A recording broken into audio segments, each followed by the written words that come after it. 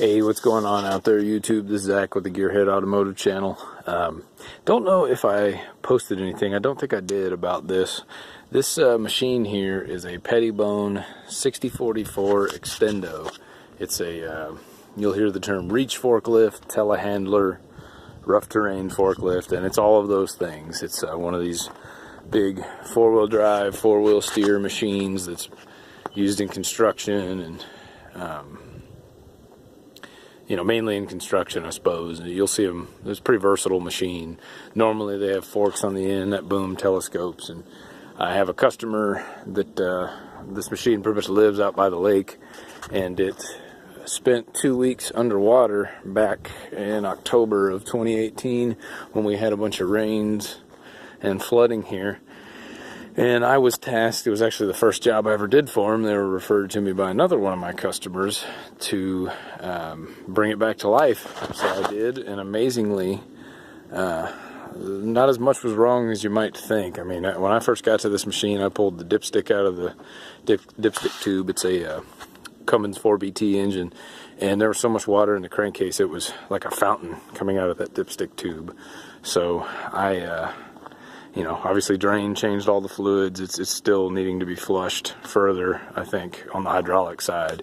I thought I was still seeing some remnants of water, but they're using it a bit, and then we're going to do some more flushing just to be sure. But anyhow, the engine actually started and ran once I got everything cleaned out and, you know, lubed up the cylinders just to be safe, and had a bunch of electrical repairs to make, obviously. And one of the things that didn't get replaced right away, that is going to get replaced now because it's definitely bad, is the starter. When I was initially messing with this machine, you know, the thought process that I had, and I'm sure they were on board, was to try to put as little time into it as possible to see what shape the engine was in, because if it needed an engine, obviously that was going to be a game changer, and was, you know, there was no sense in focusing on any of the rest of the stuff. So this being a mechanical engine, I'm going to walk around here and show you this. Mechanical injection has a mechanical injection pump, you know, no sensors involved in running. The only electricity that this thing needs to start is for the starter motor. And then if you look right, let me see if I can get this in focus.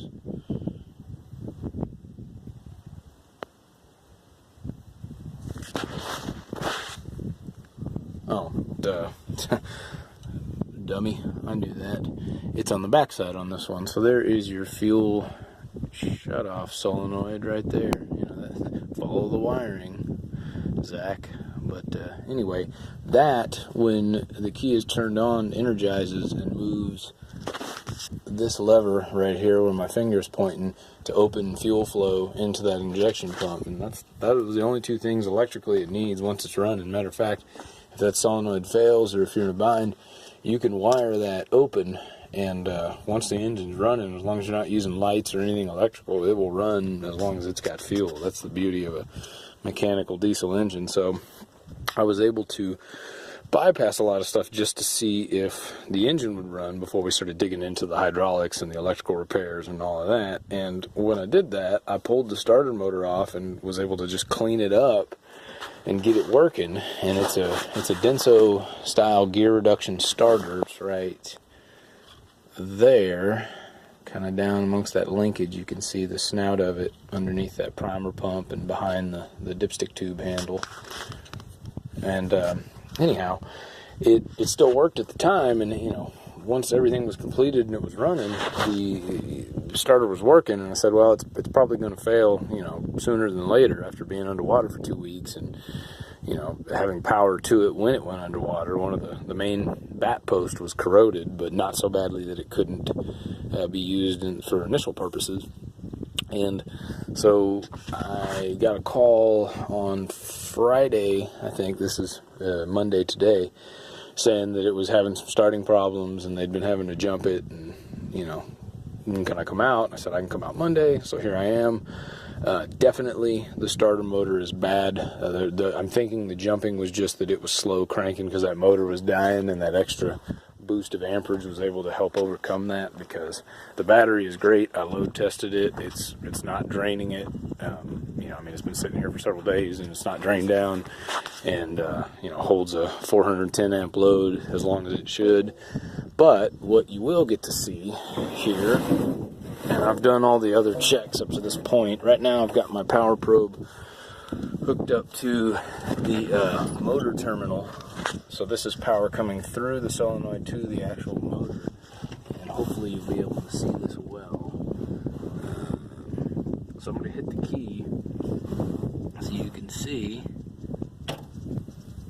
So you hear that clicking in the background, and hopefully you can see that display says 11.7 volts. So for the most part, battery voltage. So I already checked ground at it just to be sure. It actually does have a ground cable in addition to just grounding through being mounted to the engine, and checked, prior to this, checked battery at the bat terminal of the starter solenoid. At this point, obviously no need to check the S terminal because we hear the solenoid clicking. We've got full power through the contacts, and also I'm familiar with the machine, and when I was doing work initially, I know that all of that's good. It hasn't been that long since, so you could make the argument that, well, there could be slight voltage drop on that terminal and it caused slower up, but in this case, I'm confident in the diagnosis here. Not a very difficult one, pretty simple, straightforward. The electrical on this machine isn't too crazy. There's a little bit of module involved with some of the hydraulics, but a lot of this is still mechanical valves and things like that. With electric solenoids that will inhibit flow if it doesn't see the right combination of safety features enabled. So, nothing too crazy.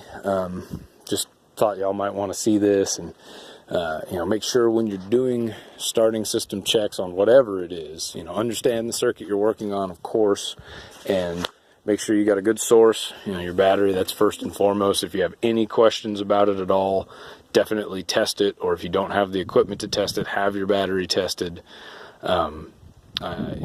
Make sure that the cables and everything are good. You can definitely load test those. Eric O has shown in some of his videos on the South Main Auto channel about using the same carbon pile load tester like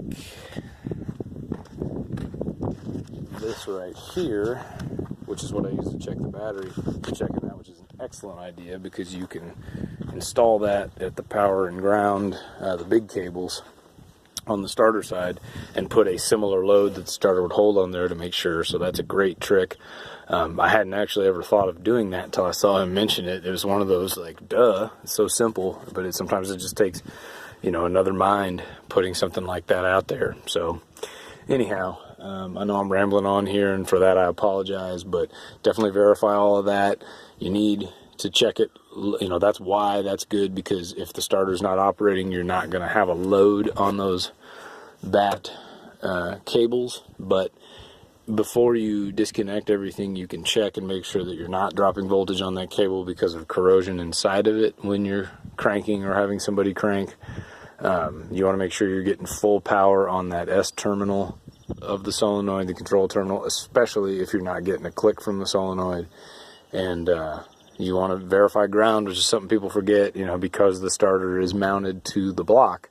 But it can be a problem. In fact, there were some years of Nissan Maximas, and I want to say maybe Altimas with the 3.5 liter V6 that were having start problems that would mimic a starter, and it had to do with the corrosion buildup between the starter motor and the transmission bell housing, if I remember correctly. So, not something you run into a lot, especially if the starter hasn't moved, but it is possible, and the complete circuit is power and ground. So just be sure that you don't misdiagnose something over something that, it's a simple check. It takes you an extra, 10 seconds maybe in most cases, especially because you're hooking your ground lead to the case of the starter most of the time, or one of the mounting bolts, something like that. And if you do see any sort of corrosion on the bell housing, when you remove the starter, go ahead and clean it off. That way you are